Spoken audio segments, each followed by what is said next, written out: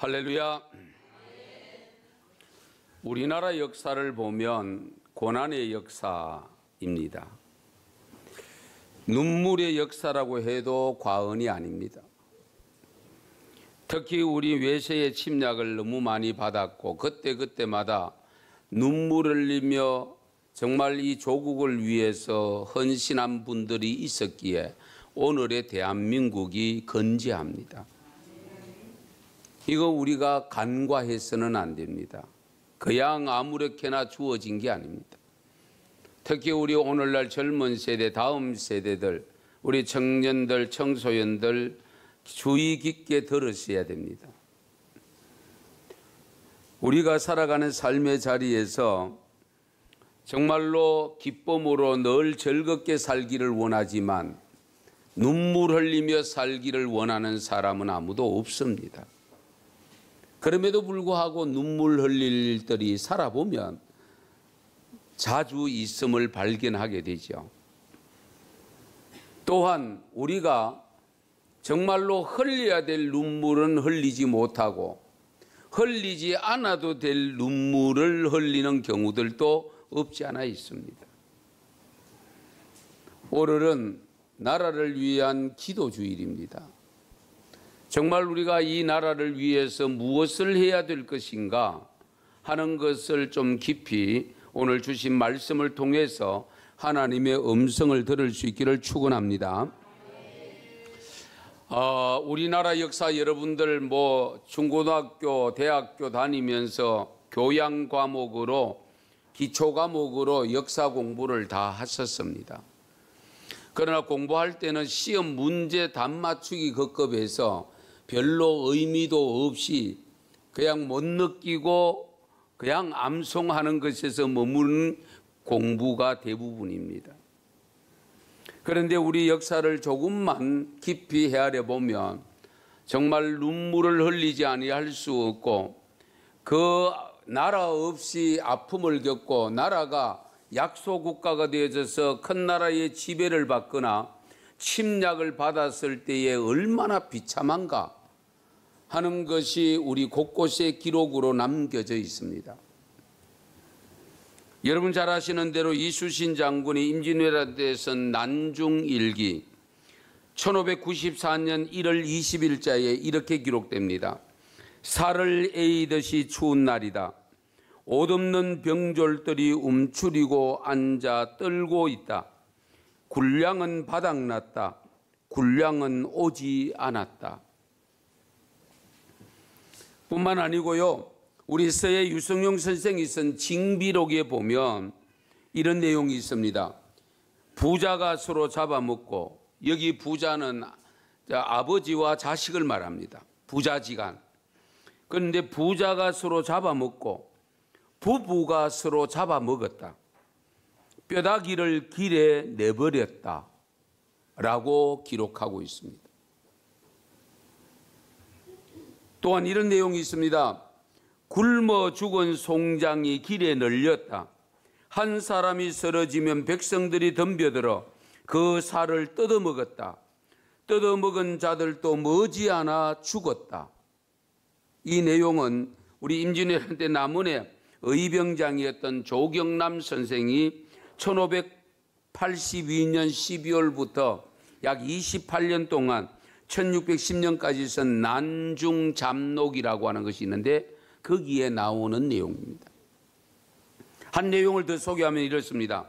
명나라 군사들이 술 취해서 먹은 것을 토하면 줄인 백성들이 달려들어 머리를 틀어박고 빨아먹었다. 힘이 없는 자는 달려들지 못하고 뒷전에서 울었다.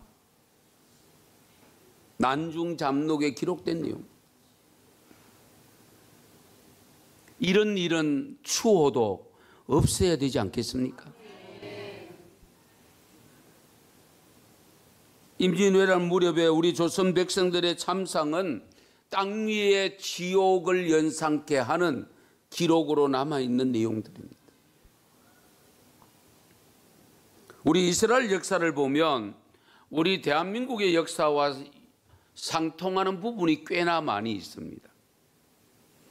그 중에 대표적인 공통점은 약소국가라는 사실과 우리 주위에 에워싸고 있는 강대국들 틈바구니 속에 살아있는 나라가 대한민국과 이스라엘.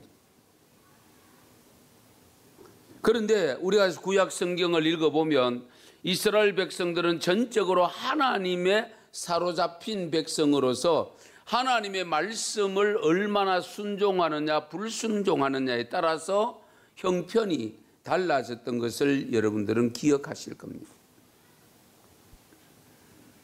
우리나라도 여러분들 우리가 옆으로는 일본이 자리 잡고 있고 그리고 중국이 자리 잡고 있고 북쪽에는 소련이 잡고 있고 남쪽으로는 태평양 바다가 가로놓여 있습니다. 그런데 또 다른 공통점 하나가 그 이스라엘과 우리나라가 아직도 역사적으로 건재하다고 하는 사실, 세계인들이 우러러보고 세계인들이 나름대로 두렵게 여기고 있는 작은 나라 중에 하나가 대한민국이고 또 하나가 이스라엘입니다.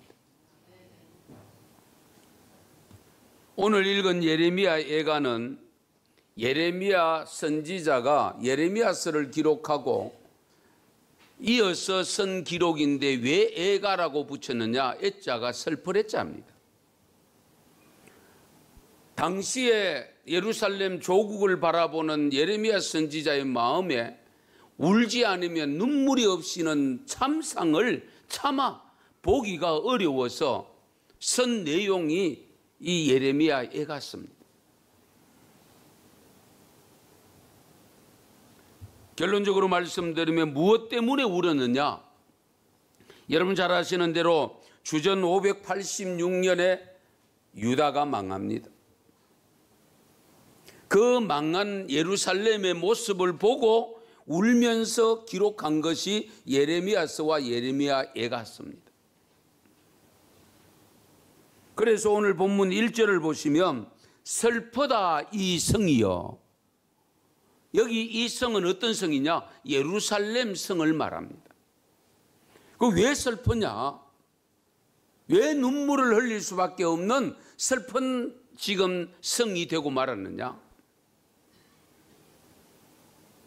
우선은 전쟁을 통해서 인구가 줄었습니다. 오늘 본문 1절 상반절에 보면 전에는 사람들이 많더니 이제는 어찌 그리 적막하게 앉았는고. 전에는 사람이 많았는데 지금은 적막하게 사람들이 나 홀로 앉아 있는 사람들이 많이 있음을 보게 된다는 겁니다. 왜 사람이 줄었느냐?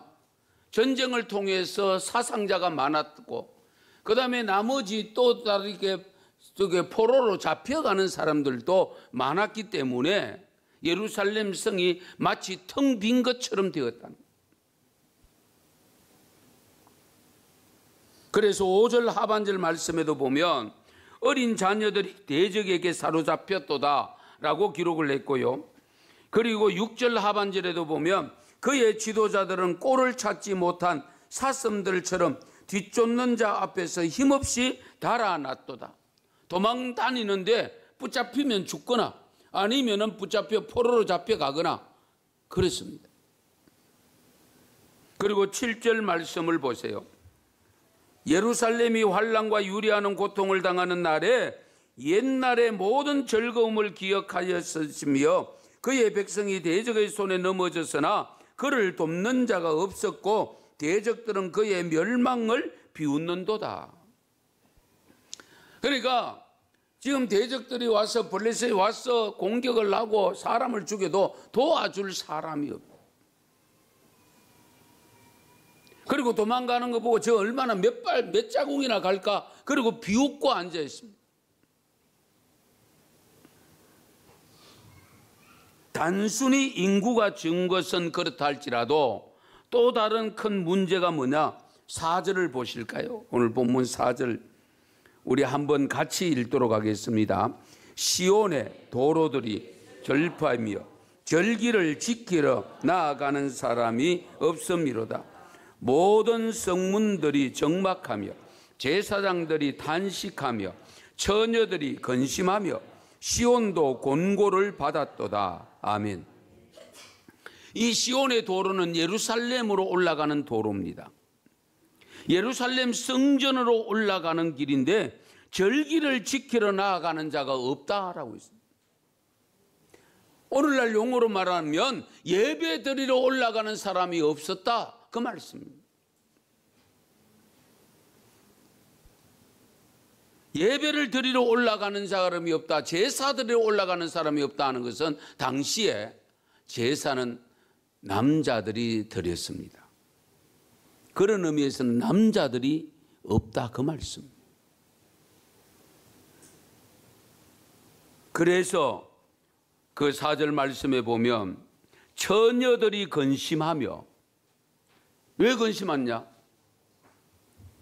결혼할 남자가 없다는 거예요. 결혼할 청년들이 없다. 아마 요즘 같으면 그게 뭐 걱정이고, 잘 됐네, 안 가면 되지, 아마 그러고 앉아 있을지도 모릅니다. 그런데 당시에 예루살렘의 처녀들은 심히 걱정했다, 근심했다라고 했습니다. 왜? 나라가 장래 문제 아닙니까? 안 그래도 지금 작은 나라 약소국가라서 지금은 주위에 있는 강대국들에 의해서 계속적으로 공격을 받는데, 이렇게 남자들이 없으면은 못 뻔하잖아요. 자기들은 종살이를 할 수밖에 없거든. 오늘날도 인구가 줄어드는 것이 문제가 지금은 잘 못 느낍니다만은 앞으로 10년 이내에 큰 문제가 발생합니다. 제가 누누이 말씀드리잖아요. 현재대로 출산율을 가면 몇 년도에 나라가 없어진다고 했어요? 다 잊어버렸습니까? 2305년입니다. 2305년에 대한민국 국민이 남아있는 인원이 5만 명 조금 넘는 걸로 시뮬레이션으로 나타났습니다. 어쨌든 이 예루살렘 성을 보고 이 예레미야가 울지 않을 수 없었던 근본적인 이유가 사람이 없다, 남자들이 없다는 것. 그 다음에 두 번째 운 이유가 뭐냐? 주권을 상실한 채 비참하게 종노릇한 모습을 보았기 때문입니다. 오늘 본문 1절 하반절을 보시면 전에는 열국 중에 크던 자가 이제는 과부같이 되었고, 전에는 열방 중에 공주였던 자가 이제는 강제 노동을 하는 자가 되었도다. 한 나라에 아무리 왕으로, 왕비로, 공주로, 왕자로 살아도 나라가 망하면 똑같습니다. 일반 서민들과 똑같습니다. 어차피 종살이 할 수밖에 없고, 어쩌면 더 생명을 빨리 잃어야 될지도 모릅니다. 그래서 공주였던 자가 강제 노동을 하는 자가 되었다. 남편을 잃은 아내는 힘이 없어 보입니다. 마찬가지로 나라를 잃었으니 백성들은 자연적으로 결국은 어디에? 힘이 없는. 그러니 예레미야 선지자가 울지 않을 수가 없었다. 우리 일제시대의 송기정 마라톤 선수가 우승을 하고 난 다음에 일장기가 올라가는 모습을 보고 통곡을 했잖아요. 나라 없는 서름을 거기에서 뼈저리게 느꼈지 않습니까? 나라를 잃어버리면 우리의 권리와 모든 의무가 다 사라집니다. 예레미야가 바로 이스라엘 백성들의 이런 모습을 보고 통곡을 했다는 겁니다. 이런 통곡의 눈물을 흘리는 일은 없어야 되지 않겠습니까? 그 다음에 세 번째 울 수밖에 없었던 이유는 위로자가 없고 배신자들만 남았습니다. 오늘 본문 2절 보십시다. 밤에는 슬피 우니 눈물이 밤에 흐르며 사랑하던 자들 중에 그에게 위로하는 자가 없고 친구들도 다 배반하여 원수들이 되었도다. 이해되십니까?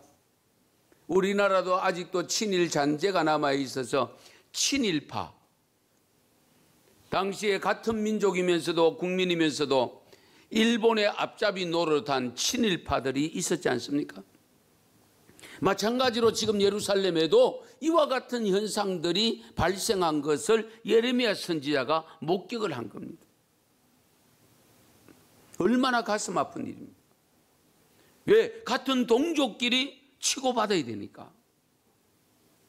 동족이 지금 죽는데 본인들이 가담하려고 하죠. 왜? 자기들은 살아있으니까. 그래서 위로하는 자가 없었다라고 했습니다. 우리가 그렇잖아요. 사생활 속에서 작은 일이라 할지라도 때로는 위로가 필요할 때가 있는데 위로받을 곳이 없으면 더 실망하고 더 낙심이 되지 않습니까? 그러나 역으로 그래도 누가 곁에서 와서 찾아와서 위로해 주면 다시 힘을 얻고 다시금 소생해서 회생해서 힘있게 살아가지 않습니까? 이 이스라엘 백성들 예루살렘 성이 망할 때에 위로자가 없었다. 그러므로 항상 저와 여러분들은 애국 애족의 정신을 가지고 나라가 어려운 지경에 이르렀다고 할 때에 항상 앞장서서 눈물로 기도할 수 있기를 바랍니다. 그렇게 흘릴 때에 아픔의 눈물이 없어집니다. 비통의 눈물을 없앨 수 있습니다. 그리고 예레미야 선지자가 또 울었던 이유 중에 하나가 뭐냐? 재물, 아니 보물을 다 잃어버렸습니다. 나라를 빼앗겼으니까 그 나라 안에 갖고 있는 보물 다 잃을 수밖에 없죠. 오늘 본문 10절을 보실까요? 대적이 손을 펴서 그의 모든 보물들을 빼앗았나이다. 여기 모든 보물입니다. 은금은 말할 것도 없고 돈이 된다는 그런 조그만한 어떤 내용이 있으면은 어떤 물건이든지 우리가 일본에게 나라를 빼앗겼을 때에 결국은 지금도 수목이 많습니다만은 좋은 목재 다 배가 갔지 않습니까? 그리고 땅 파고 지하 자원들 파가 가잖아요. 결국 나라를 잃으면 우리 모든 자원을 잃어버리게 됩니다. 그런데 이스라엘 백성들에게 있어서 가장 큰 보물은 어떤 보물일까요? 우리 하나님을 경외하는 믿음을 가진 성도들에게, 기독교인들에게 가장 가슴 아픈 일은 예배를 드리는 신앙을 빼앗기는 겁니다. 신앙이 가장 큰 보배 아닙니까? 여러분, 천국을 돈 주고 살 수 있는 게 아니잖아요. 하나님 나라를 돈 주고 살 수 있는 게 아니지 않습니까? 세상 사람들은 금은 보석으로 여길지 몰라도 저와 여러분에게 있어서 가장 귀한 보물은 믿음입니다. 이 믿음의 보물을 잃어버리면 안 되잖아요. 그 믿음의 보물에 중요한 역할을 하는 것이 뭐냐? 성전입니다. 오늘날 교회입니다. 그래서 교회가 중요한 거예요. 그래서 이스라엘 백성들이 예레미야 선지자가 예루살렘 성이 단순히 무너진 것보다 그 안에 있는 바로 하나님의 성전이 무너졌기 때문에. 성전이 무너지면 어떻게 됩니까? 성전은 본래 제사장들만 들어가잖아요. 제사장들만 출입할 수 있잖아요. 그런데 하나님을 전혀 모르는 사람, 이방인들의 발걸음이, 그 군화의 발걸음이 완전히 짓밟고 들어가서 그 속에 있는 모든 보화들을 다 가지고 가니까 이 예레미야 선지자 입장에서 얼마나 억울했겠습니까? 얼마나 마음이 가슴이 아팠겠습니까? 그래서 10절 하반절에 보면 주께서 이미 이방인들을 막아 주의 성회에 들어오지 못하도록 명령하신 그 성소에 그들이 들어간 것을 예루살렘이 보았나이다. 이방인들이 짓밟고 들어간 것을 이들이 보지만은 뭐 방법이 없잖아요. 만류할 수 있는, 막아낼 수 있는 힘이 없으니까, 보고만 있으니까 가슴은 미어지는데 어찌할 방법이 없으니까 그걸 바라보고 있는 이 선지자 예레미야 선지자도 비통해서 울 수밖에 없었다. 예레미야 52장 17절에서 20절에 이런 말씀이 있습니다. 우리 같이 좀 읽겠습니다. 이해를 돕기 위해서. 갈대아 사람은 또 여호와의 성전에 두 놋기둥과 받침들과 여호와의 성전의 놋대야를 깨뜨려 그 놋을 바벨론으로 가져갔고 가마들과 부삽들과 부직궤들과 주발들과 숟가락들과 섬길 때에 쓰는 모든 놋그릇을 다 가져갔고 사령관은 잔들과 화로들과 주발들과 솥들과 촛대들과 숟가락들과 바리들 곧 금으로 만든 물건의 금과 은으로 만든 물건의 은을 가져갔더라. 솔로몬 왕이 여호와의 성전을 위하여 만든 두 기둥과 한 바다와 그 받침 아래에 있는 12놋소 곧 이 모든 기구의 놋 무게는 헤아릴 수 없었더라. 아멘. 이렇듯 보물을 탈취하기 위해서 성전에 들어갔지만 성도들도 성소에 함부로 들어갈 수 없는 그곳을 이 하나님을 전혀 외면하고 섬기지 않는 이방인들이 발로 밟았으니 얼마나 창피하고 얼마나 마음이 아픈 일이겠습니까? 오늘날도 마찬가지입니다. 우리 하나님의 성도들이라고 하는 자부심을 가지고 있는 우리가 제대로 하지 못하여 이방인들이 교회에 들어와서 발로 밟게 만들고 서울의 모 교회에는 임시당회장이 예수를 믿지 않은 변호사를 임시당회장으로 법원에서 파송하는 어처구니 없는 일이 일어나는 이런 현실을 바라볼 때에 우리가 울지 않을 수 있겠습니까? 지금 나라와 민족을 위해서 제대로 우리가 걱정하는 정말 우리의 믿음이라면 눈물로 기도하셔야 됩니다. 백성들의 삶이 이 정도 되지는데 어찌 선지자가 울지 않을 수 있겠습니까? 오늘 5절 말씀, 본문 5절 말씀을 보시면 그의 대적들이 머리가 되고 그의 원수들이 형통함은 그의 죄가 많음으로 여호와께서 그를 곤고하게 하셨음이라. 죄가 많음으로 여호와께서 그렇게 망하게 하셨다 하는 말씀입니다. 원인이 뭐냐? 결국 우리의 죄 때문입니다. 그렇게 비참한 모습으로 전락된 이유, 근본 이유가 뭐냐? 결국 하나님을 잘 경외한다고 하는 우리들의 죄 때문입니다. 오늘날 우리가 진정 하나님을 경외하는 성도들로서 정말 교회 중심으로 살아가는 우리 대한민국에 900만이 넘는다고 하는 것을 자랑할 것이 아니고 진정 하나님이 기뻐하시고 원하시는 성도가 몇 퍼센트나 될까? 우리가 짓는 죄와 허물 때문에 이 나라가 엄청난 비극을 당한다면 누가 책임을 질 것인가? 그때 가서 땅을 치며 통곡하며 울 것인가? 그 눈물 흘리기 전에 지금 우리가 눈물을 흘리면 그런 눈물은 흘리지 않아도 됩니다. 그러므로 여러분이 시간이 있을 때마다 그래도 새벽을 깨우며 금요를 깨우며 순간순간 나오셔서 나라와 민족을 기도하는 우리 언성교회 교우가 될 수 있기를 축원합니다.